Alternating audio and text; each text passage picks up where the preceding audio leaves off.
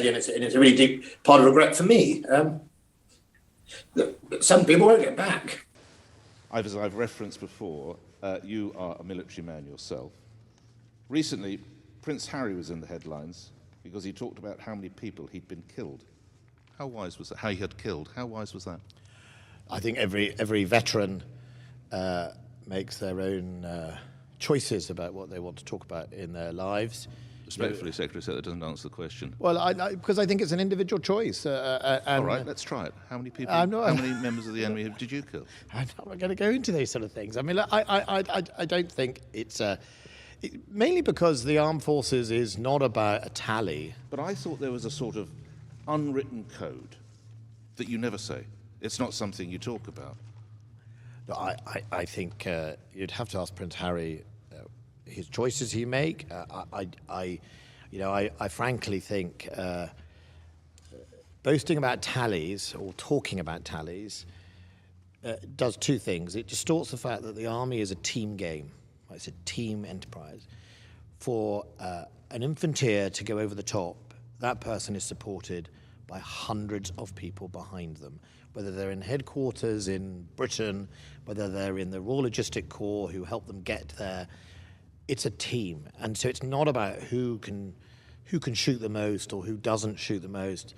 And I think if that's just my personal view, if you start talking about who did what you're actually doing is letting down all those other people, because you're not a better person because you did and they didn't. Secretary of State, when do you imagine the time will be the last man or woman standing? When do you hope to have full evacuation? Our timescales plan on August the 31st. For the evacuation of all the people that we would have said was in the hopper, those people that are passing or have passed security checks, those people that are effectively have a ticket to ride, and indeed get out the three cohorts that I think I told you about last week, which were entitled personnel, British passport holders, British officials, and indeed then obviously all those Afghans. And I think to be clear to your listeners, we are only now in Afghanistan and have been for the last 2 weeks to process those people. We're not in it for, we're not doing other diplomatic functions. We are simply there to process all those British passport holders and all those people we have an obligation to. And, our men and women of our armed forces are risking their lives in doing that, but that is the right thing to do. They've risked their lives for the last 20 years. At the very least, our obligation has to be as many of these people through the pipeline as possible. But I think I also said, and it's a really deep part of regret for me,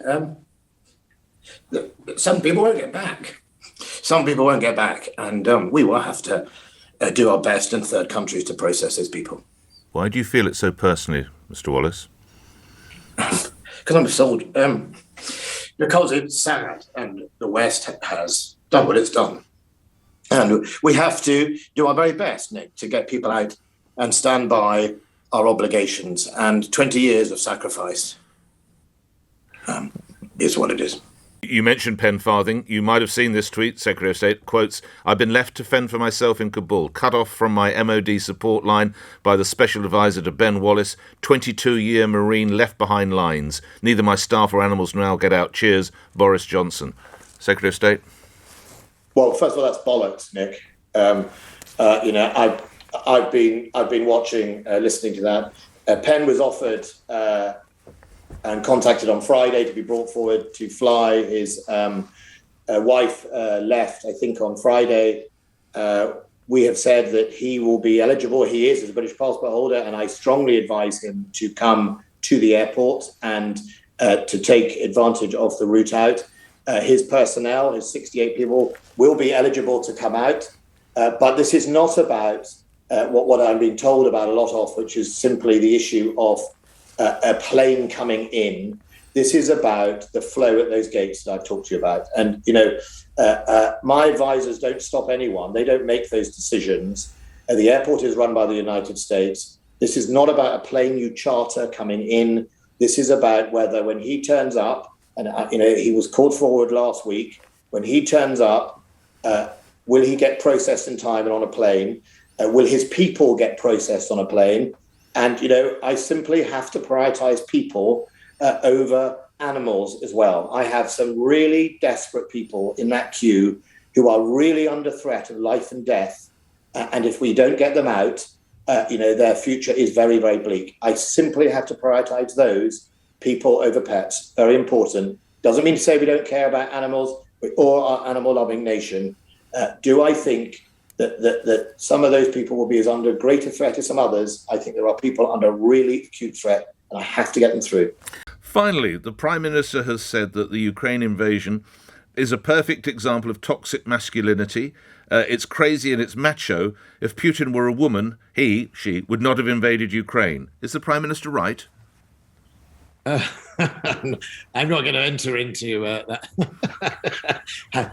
Well, I certainly think President Putin's view of himself and the world is a small man syndrome, macho view. I think. Well, it's unlikely a female leader of Russia would have gone topless on a horse riding through a lake, is it? In real well, I think that's definitely right. I also think you rarely hear the phrase "small woman syndrome." You always hear "small man syndrome," and I think he's certainly got it in spades. And I think that the real challenge here is the Russian system's view that somehow some states are lesser than others, their rights don't count, and if they want to paint themselves into a new history, they seem to think their way to do that is through violence and invasion. And I think that's something worry about. I mean, to be fair, there is that lady, the spokeswoman in the Ministry of Foreign Affairs. She's like a comedy turn. She does her statement every week, threatening to nuke everyone or do something or other. She's definitely a woman, but let's not go down that road. I've had enough fun with other politicians on that. He's as lunatic as he is, so I'll leave it to that. It's been reported that you are trying to get extra funding in the budget. One of your governmental colleagues today, Johny Mercer, described you as being on a lobbying effort. The £38 billion that was in the budget is now just shy of £50 billion. I'll quote directly. It's not credible to say the money has been taken out of defence. He goes on, I play everyone with a straight bat. This Prime Minister as Chancellor only 18 months ago gave the biggest defence settlement since the end of the Cold War. It's not credible, again, to say we've not put money into defence.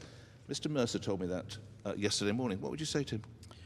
Well, I think, Johny is a junior minister, and Johny luckily doesn't have to run the budget. I have a defence budget that has to deal, like all the other budgets, with inflation, with changes to threat, and I have to just deal with that, and that's my job. When the NHS. So he's being naive. No. I just think his experience is not. He's not Secretary of State. He hasn't run. I run a department of 224,000 people, I think it is, or something like that. How big is his department? I think he's got 12 people in the office.